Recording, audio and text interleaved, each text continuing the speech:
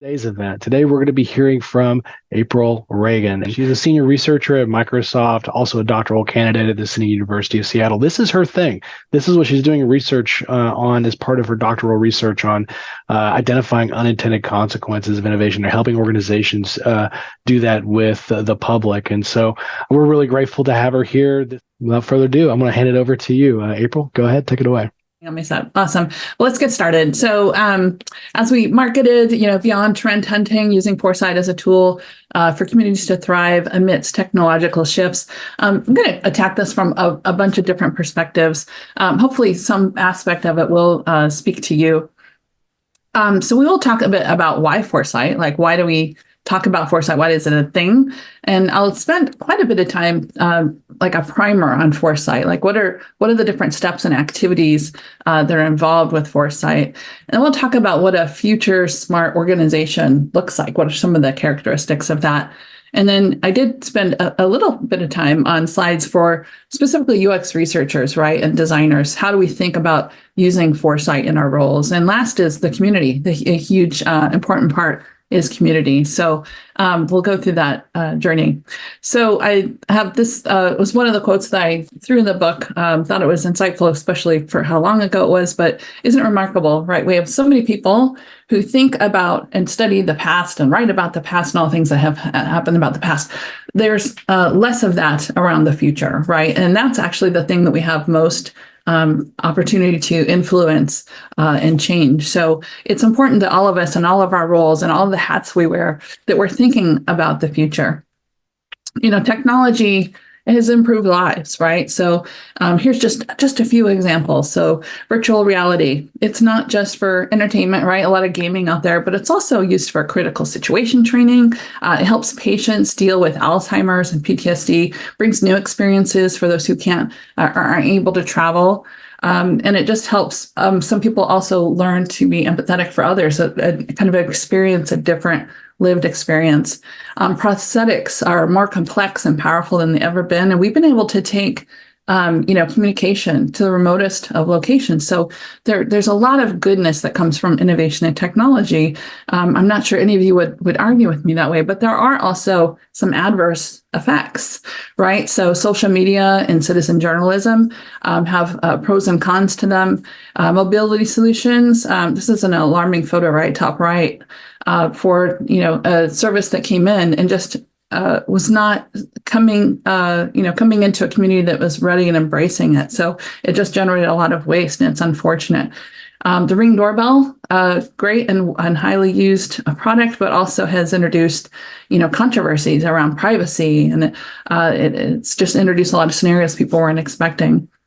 Another different example is we have these delivery services who sometimes end up enlisting restaurants who didn't sign on, right? So there's all of these different kinds of impacts. And, all of us, when we show up to our jobs every day, it's very easy to get sucked into that short term, to get hyper focused on what's my next deadline, what's that OKR, what's that objective I'm supposed to be meeting.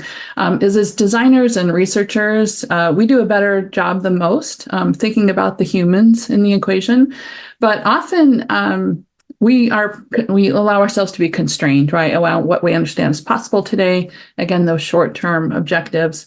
And sometimes we're too focused on the common denominator. So we'll talk about that a little more. So even though we're probably better suited than a lot of our counterparts to think about the humans and to kind of think responsibly about the future, there's still opportunity to improve and do more of that. So future smart design organizations, we're constantly imagining that future and how we design, how we persuade, how we inspire others, our team, our clients, sometimes even ourselves, right? We look at not only past behaviors and current attitudes, but we really have to spend more time thinking about what's driving change, what's driving some kind of difference in the market, both that we can leverage maybe financially, but also how do we actually make a better world? How do we influence things and change things? And that's where our disciplines, I think, really can shine. A future smart organization, it really relies on foresight, those foresight capabilities. And foresight really requires futures literacy. In the Foresight community, futures literacy is a controversial phrase. There's some who really love it and embrace it. So just as with anything, so there's financial literacy, right? For example, learning to really understand how things work and make the best use of financial instruments and so forth. There also is futures literacy. It's learning how to think about the future, learning how to consider your options, and again, take agency, find agency in influencing your future. In 2020, as part of writing the book, I did interview many professional futurists. I found these 6 key attributes common among them. So maybe there's some here you relate to. Again, our disciplines tend to have a lot of these. What do you find also in or maybe missing from your organization? Is there a kind of a pervasive curiosity about possibilities? Are we really having a change-friendly mindset? Are we nurturing of creative imaginations and leveraging that? And also just active problem solving, right? Always trying to find better ways to do things and taking pride in being part of the solution. This was another common attribute from everybody I talked to. And interesting, a lot of them also had formative experiences. So something that really made them think differently about the future. And I hope that a talk like this is one that really is a formative experience for you to really encourage you to think more about the future and have a positive relationship with the future. So let's jump into the Foresight Primer. So again, as designers and researchers, we're well equipped to be in the lead position on this, push conversations, put humans at the center. I mean, if we don't, who will? And in order to kind of nudge things along towards those preferable futures, things that are more responsible, more sustainable, more diverse and inclusive, we have to be the ones to really push that forward. So we have to find these superpowers and really use them and not be afraid to bring them to the forefront. And we have to do it collaboratively. So this is a case where even though our disciplines might have some of these talents more innately as part of our way of working, we have to invite other stakeholders, invite others to join us in the process. So how can we really find our personal agency and get things, kind of on track for a better futures thinking? It really starts with your day-to-day. And so I think we'll go through the 8 steps of foresight. And if you're not doing some of these today, I encourage you to try them out. Anything you're doing from top down or bottom up in the organization, there's so much power in all of these things.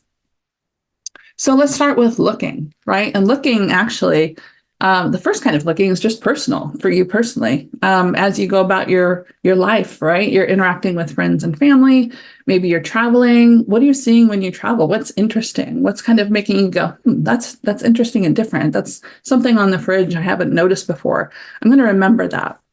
Maybe there's different apps you're starting to use. Maybe the way you're shopping or what you're shopping for is different. These are things that are worth noting because we have to be thinking about these things in order to even consider what might be coming next.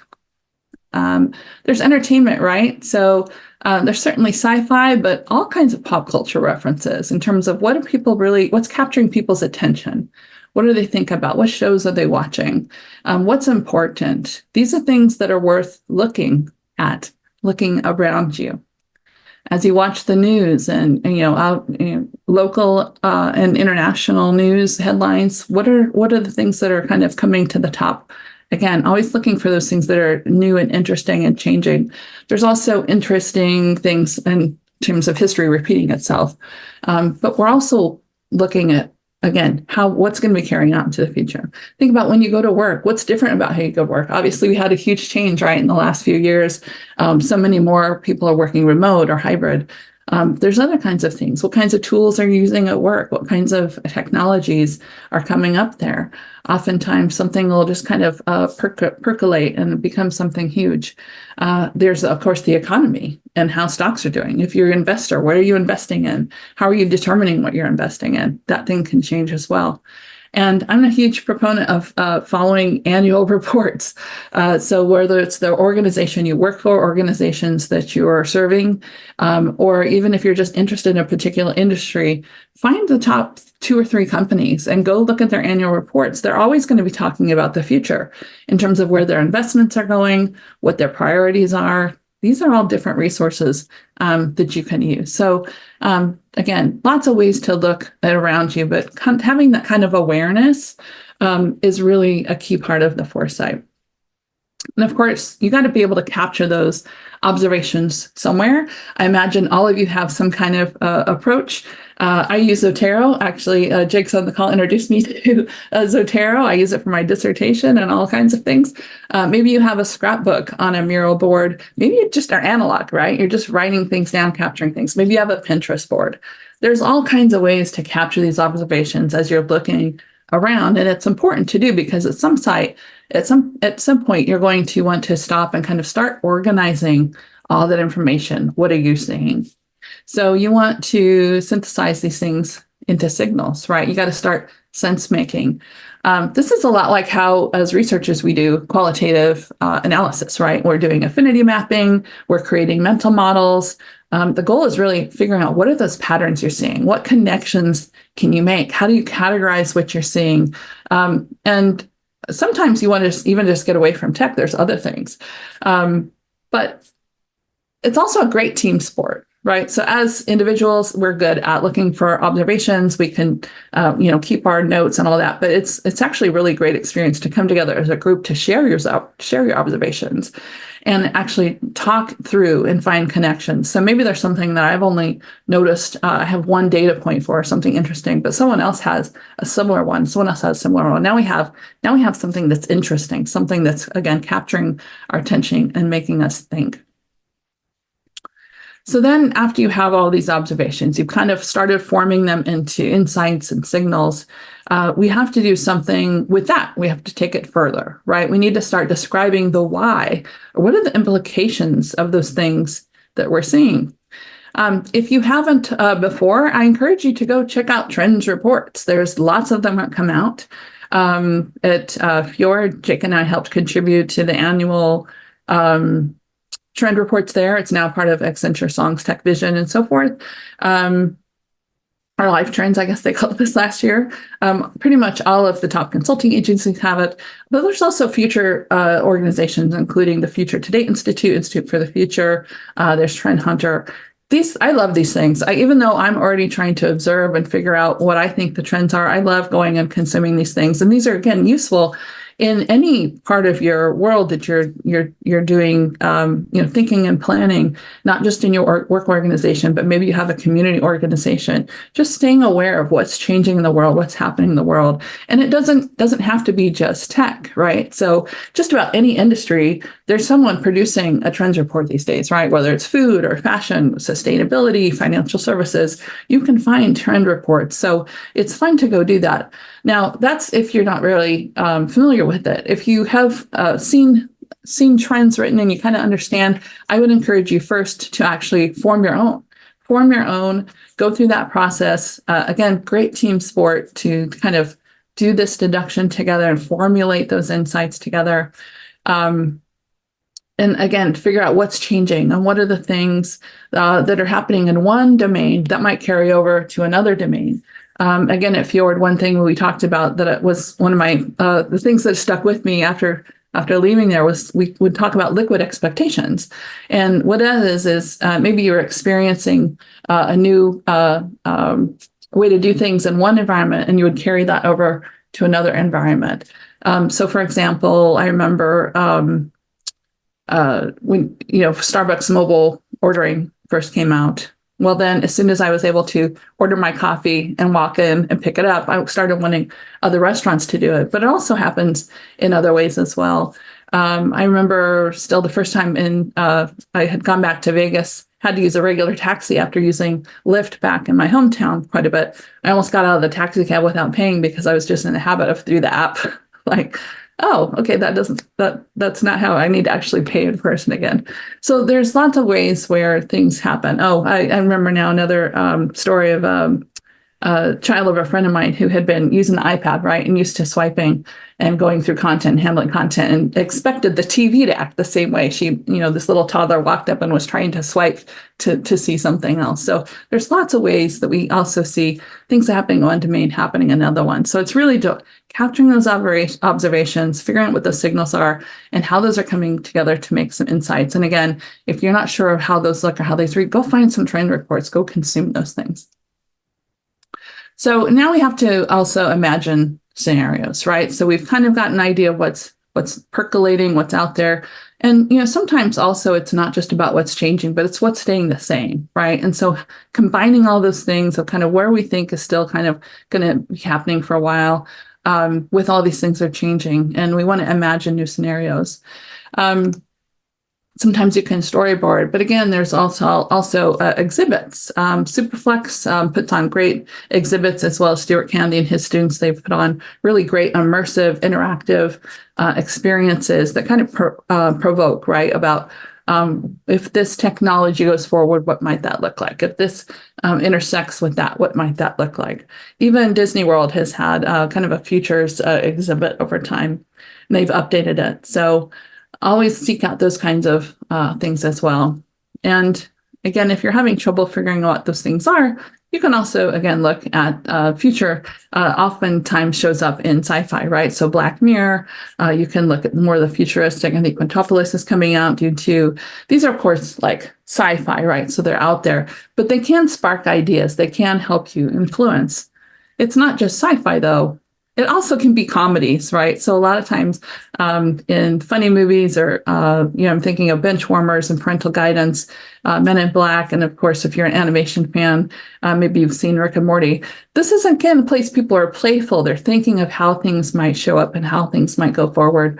So it's worth spending time to, again, look around, but ultimately you want to be able to form your own ideas. And one thing you could do is scenario building. And so imagine you take 3 of your ideas. I just threw 3 crazy pictures on here. So maybe there's AI, there's this fashion trend of these giant, they're calling them emotional support bags, right? And then maybe golf has really taken off in your region. Now you can think about, how do those 3 things come together? What kind of scenario does that produce?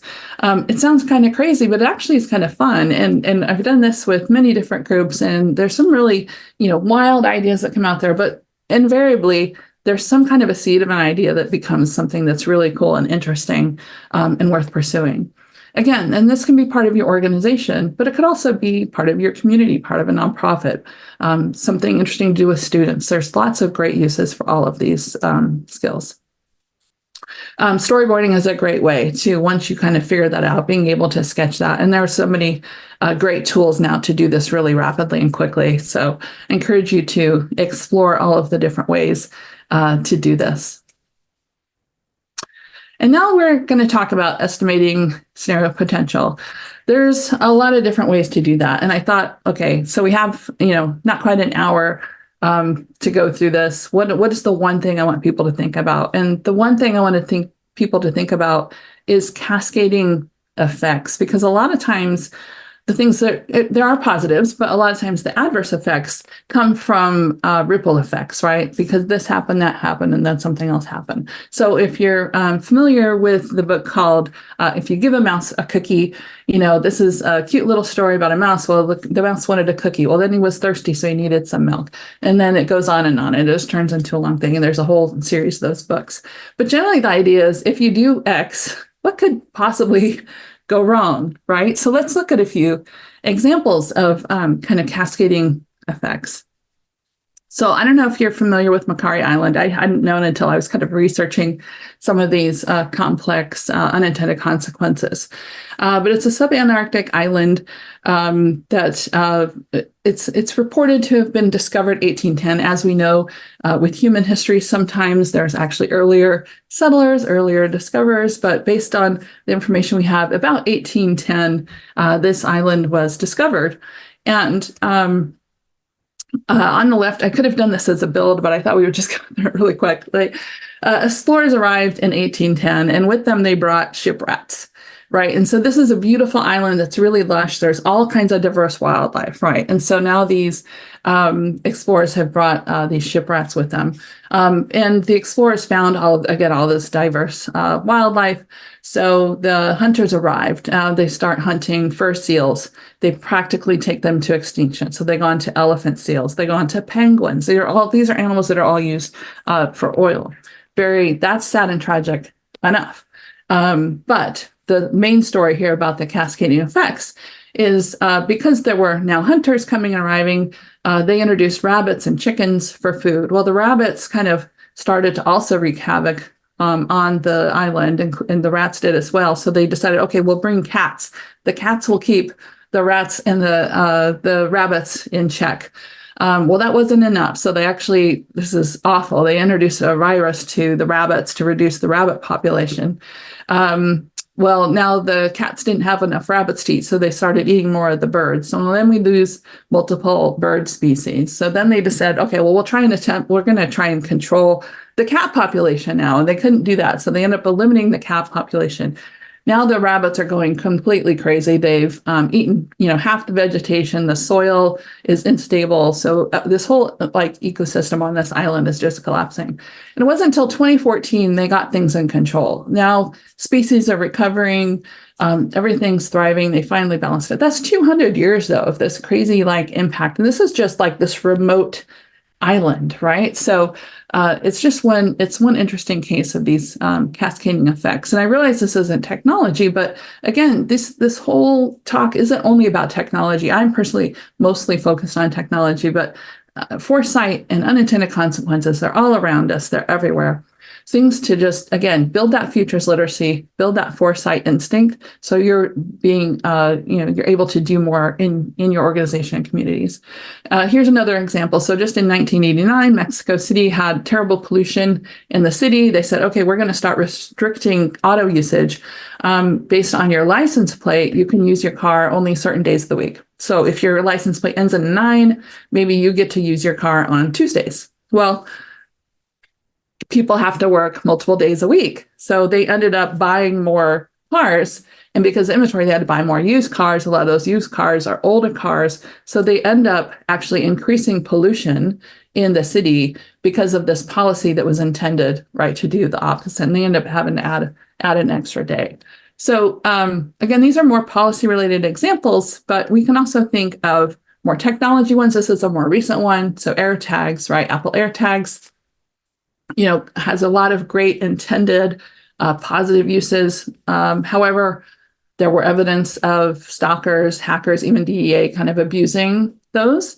And so Apple introduced AirTag alerts. And the problem with the alerts right away was that if you're even just having dinner with friends, right, and each of you have tags, and all of a sudden you're getting all the notifications. So we'll delay the notification.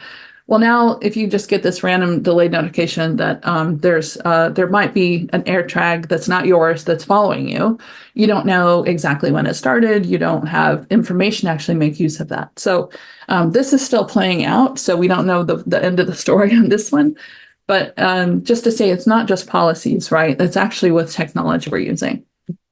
So these cascading effects, these ripple effects are one thing that's really useful to think about. But again, there's also positives, right? There's also positive, unanticipated, unintended consequences or uses usually. So for example, Alexa, right? So in the home for, ordering and on all of these other things, but because the children in the home actually get to learn to use the thing, there's many stories of children feeling comfortable asking, calling 911 or getting help for their parents, right? Or other positive uses.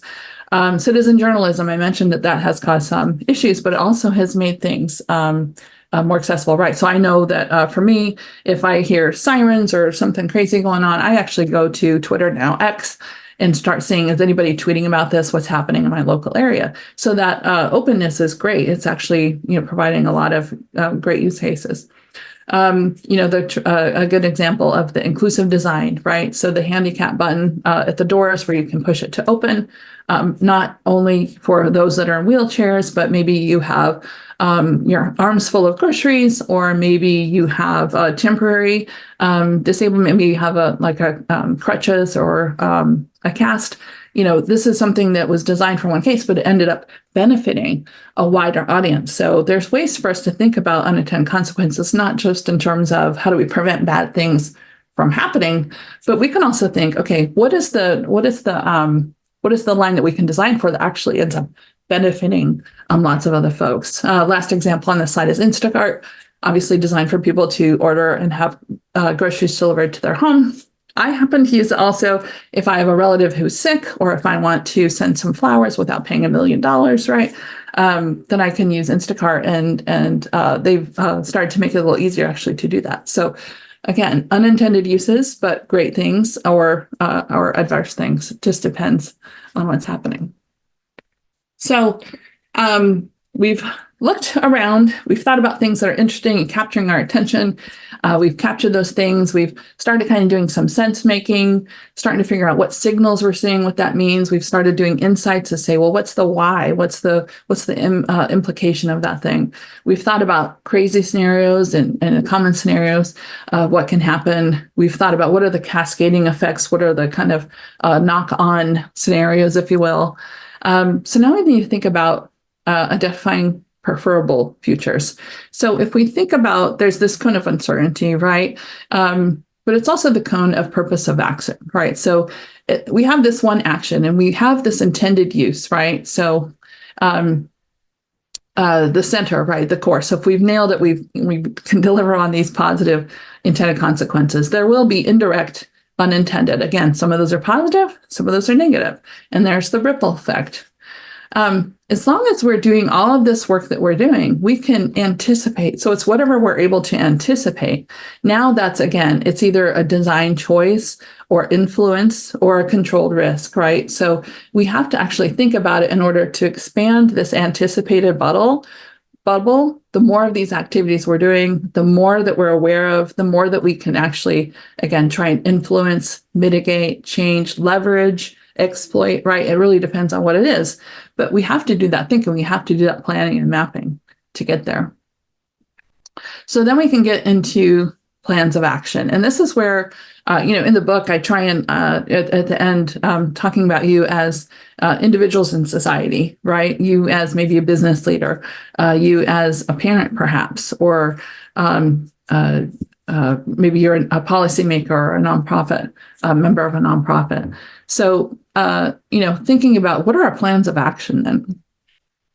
So we really have to think about all those scenarios that we generated, and we thought about all these preferable futures. Well, we also kind of need to think about the horizon of those, the timeline of those things coming to pass, right? So again, if we think of the current horizon as that's kind of what's happening now, business as usual, there's going to be some things that we're using today that we are not tomorrow. There's going to be some stuff that's not really used a lot today, but tomorrow we'll be using it a lot. And then there's that kind of middle ground of disruptive innovation. Think about OpenAI. Can't believe we're going on almost 2 years, right? Since that first kicked off, but it's absolutely everywhere now, right? It broke records in terms of adoption. That got Fortune 500, Fortune 100, Fortune 50 are investing, billions in this. So it's definitely on that age too. But again, thinking about for whatever domain you are concerned about, whether it's like, what's the future, of this community organization versus this, big enterprise, maybe it's a sustainability organization, thinking about how are things going to lay out over the horizon. And again, diversify stakeholders. So don't just look from one point of view. You need to be looking from multiple stakeholders' point of view. I get a drink of water. So let's talk now about the Future Smart organization. I did touch on this a little bit at the beginning, but I want to talk about kind of two aspects of the Future Smart organization. And again, this is kind of grounded in that research I did for the book, and it's communicated in the book, but it's also played out in my experience as well, which is organizations that are really future smart, right? Truly thinking about the future and caring about the impact it has, being responsible. They're collaborative, right? So they have this bridge making mindset. They're collaborative. They're not as competitive. And that, that competitiveness depends. Well, are you talking about inside or externally? Of course, you're going to have competition in industry. It's subjective, right? So apply it appropriately. They care about equity and belonging, right? These are organizations that really care about that. And I just want to keep pushing people to think about broader stakeholder involvement. So, it's not just your customers, it's non-customers, right? Anybody that's a stakeholder is someone who's impacted by something. So if you ship a product or service into the environment, it's not just the people who are the direct users of those, it's people who might be impacted by that as well. And a good way to help us kind of prepare for that is with academia, right? So are you actually going and looking for academic journals?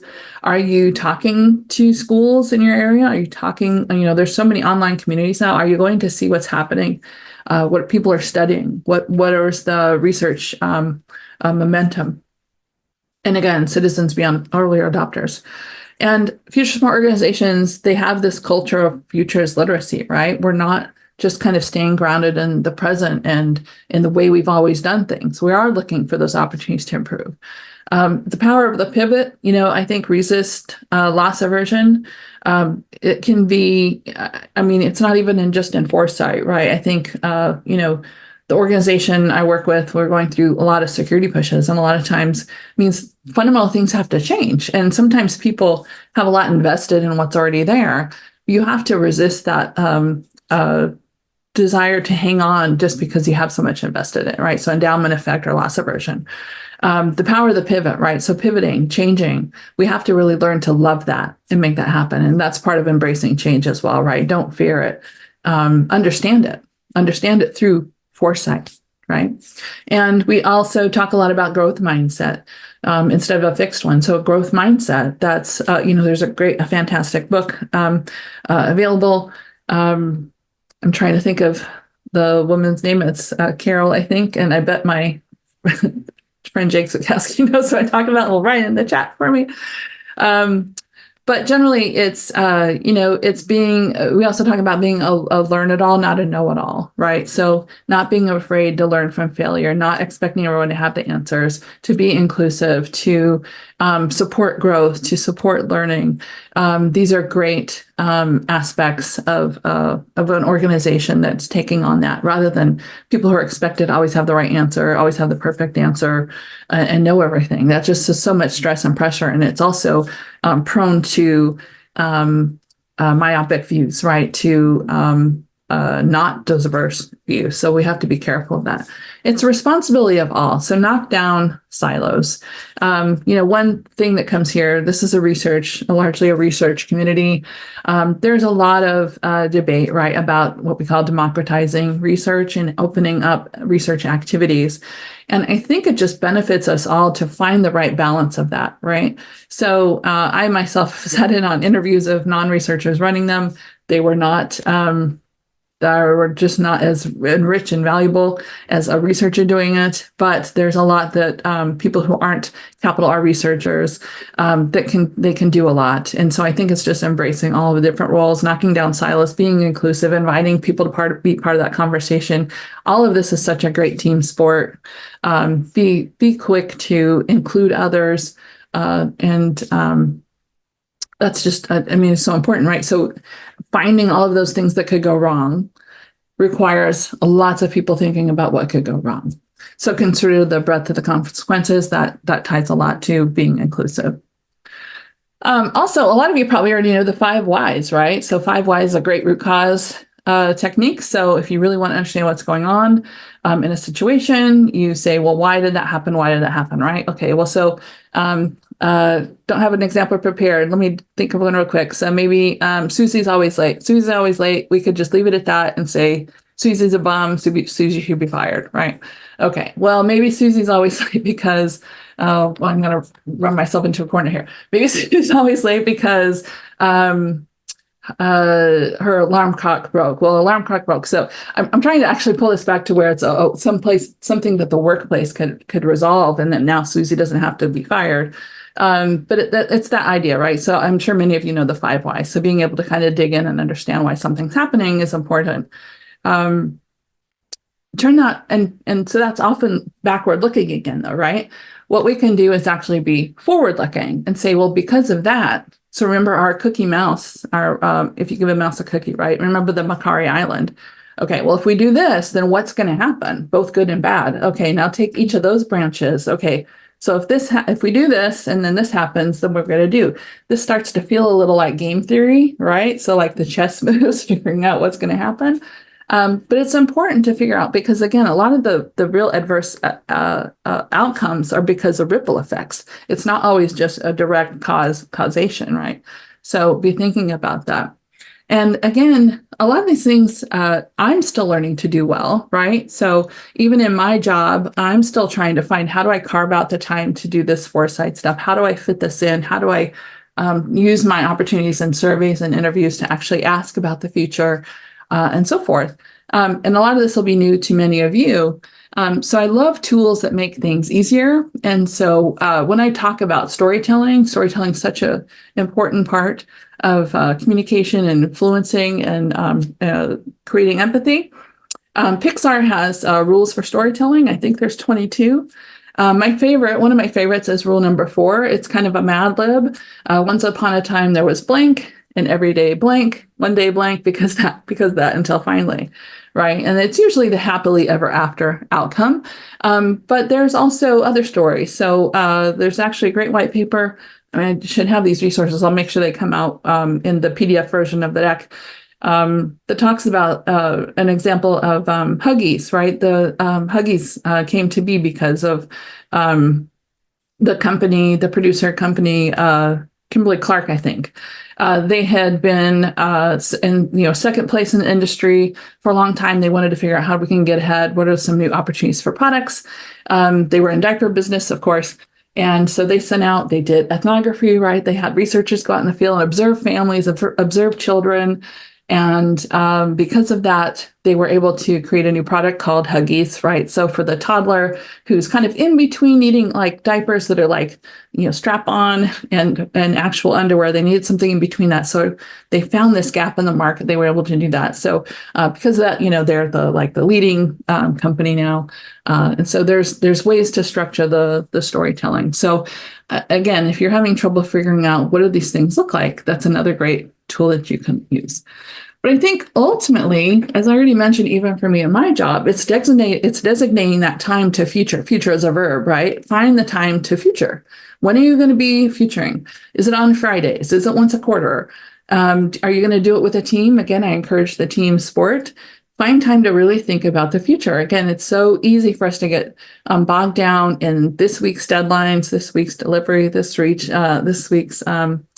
studies, right? When are you going to actually take time for whatever you're focused on, whatever you're passionate about, to think about the future? So when I did my MBA, we talked about holistic thinking. We talked about STEEPLE. It's now evolved. There's lots of different acronyms in terms of ways to have that holistic thinking. The original was STEEPLE, so social, technological, economic, environmental, political, legal, ethical. This is a way for you to think, again, holistically about things that are going on. It's added international, right? Global business, so important. And demographic, like all the different ways now we're thinking about people, not just as like specific customers and market segments. We're actually thinking about personas and mindsets. How do we think about that? And then Flex Trends, which is a Foresight consultancy out of South Africa. They use trends. For them, this acronym works, right? They're still looking at technology. They're looking at retail and marketing. They're looking at economy. They're looking at natural world and diplomacy and social cultural.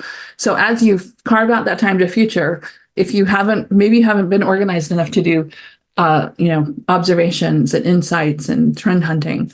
Maybe it's just taking time to actually sit down and go, what's going on? What is this ecosystem that we're a part of?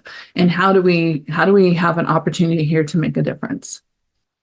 So specifically as researchers, we are great at, again, observation. What's happening right now, what's happened in the past, how do people think about what's happening now, thinking about in the past. We have lots of different techniques and methods that we use.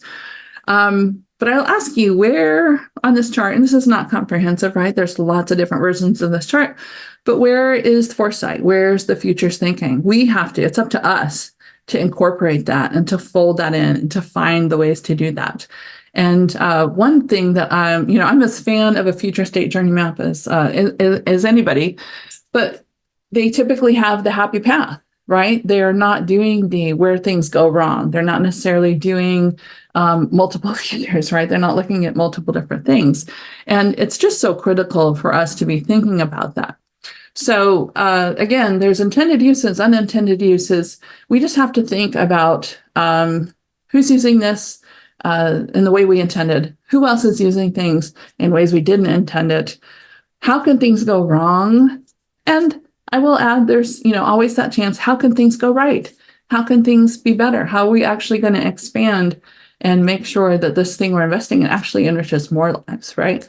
So top left, if you remember the GameStop, stock manipulation happened, and even had, I think this is resolved in the current iPhones, but early iPhones, the early software, if you filled up your camera roll and there was no more space and you didn't have like cloud backup, I think it was default setting for a while, it would start overwriting old photos, or you just couldn't take photos. For me, overwriting old photos, that's like terrifying, like, what's getting stomped on, right? A more tragic example, so top right, and this is almost just as much about good design as futurism or foresight. But so there's lots of feelings about military, totally get that, but this is again about design. So this is a unit on a service person's wrist that they can punch in coordinates for our armed missiles. And the way it worked is they would, whatever technique they're using to estimate what that is, they would type that would get relayed to their air support and manage that. Well, the device is set up so if the battery dies, which the battery died, so this in this situation, the service person had punched in the target coordinates, battery died, they replaced the battery, comes back on, there's coordinates there, they send those coordinates. Unfortunately, when the battery, it resets to your location. So the service person actually was taken out by a strike. And this is a design choice. And someone had to, suffer the ultimate consequence.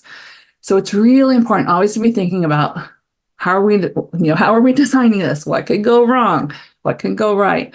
And the bottom right, I actually think this is great. So there are continuous glucose monitoring sensors that you can wear. These were originally designed for those who are living with diabetes or have some other kind of metabolic disorder. But nowadays, some people are taking it as a way to educate themselves and learn about their own body. How does my body respond to blood sugar? If I eat this, if I do that exercise, if I get this kind of sleep, that's great. That's exercise, right? So again, it's expanding the benefit, the range of benefits. So all kinds of things to think about. And so for foresight, it's really just, how do we, and for researchers, right? For foresight, it's like, how do we be more forward looking? How do we ask more about changes? Like what we want to see those signals for change, what's going to be coming. How do we involve the public? This is probably the third or fourth time I mentioned it. This is actually the topic of my dissertation, is involving the public in conversations about innovation, and to try and identify those unintended consequences and project those combinatorial scenarios, right? So like with the slot machine. So review your interview guides and your surveys and whatever other instruments you're using. Invite participants to consider the future, get their thoughts, use the opportunity to get multiple perspectives, extend that stakeholder group. Also extend your scenario hypotheses, right? So again, not just looking at one path, the happy path, think about all these other possibilities. Who else might benefit? Who might be harmed? What about when things go wrong? What about the ripple effects? Okay, if this happens, then what's going to happen next? Get that chess mindset in your hat. And then combine and reflect multiple possibilities, right? All those outcomes and futures. So the last little bit here is just for communities, right? So we're all part of communities. We're parents, we have grandparents, we have nieces and nephews. We're maybe involved with schools or other community organizations, and just all around the world. So again, it's not just our professional organizations. I think we as designers and researchers have a real opportunity to have impact in our communities in terms of building futures, helping people build futures literacy, help people think about the future, not be scared of the future, right? There's, I haven't even talked about protopia. I could have had 3 slides on protopia versus utopia. Find ways to get people inspired and thinking positively about the future. I talk with customers a lot of times that their biggest unmet need turns out to be something we actually already offer in the product. They just don't know. So how can you educate people, right? It's a real challenge to get through the noise and to help people. So I think we just have to, again, take that role, use our superpowers, wear that cape of like, help people or be inspired and looking across across the future. So all of these things that we're talking about, these are not just things you can do in your organization, but in your communities, and take pride in being someone who can do that for folks. And we are at least in the United States, we are in a very big election year. So I just encourage you to vote for people who are thinking about the future, who have the future in mind. If anybody saw the congressional hearings a few years back, it was, to me, it was just jaw-dropping about how uninformed they are about technology and about the services we use every day. So finding, candidates that you can vote for that have that awareness and can kind of build future-proof, right? Can help future-proof our communities and all of our policies. So that, I know it's a ton of information. The top takeaways I would ask is just, again, think about multiple futures with an S. And every Grammarly spell checker will ask you not to put an S on the end of futures, but I'm going to encourage you to ignore it, dismiss it. Futures Pro, we don't know what it holds yet. There's all kinds of things that can happen. There's all kinds of ripple effects. Think about your agency, both in your organization and your community. Think of stakeholders and include them, even the general public, and ask them for observations and ask them to help you think about what those unintended consequences, good and bad, might be. And ultimately, I hope that whether it's from this talk or some other talk or reading that you've done, I really hope you fall in love with researching the future. I have, there's lots of good resources. There's programs at University of Hawaii, University of Houston. I've done the certificate program at University of Houston. It's fantastic. Through Coursera. If you want to find what are these people called futurists? Where are they? What do they do? Well, there's the Association of Professional Futurists.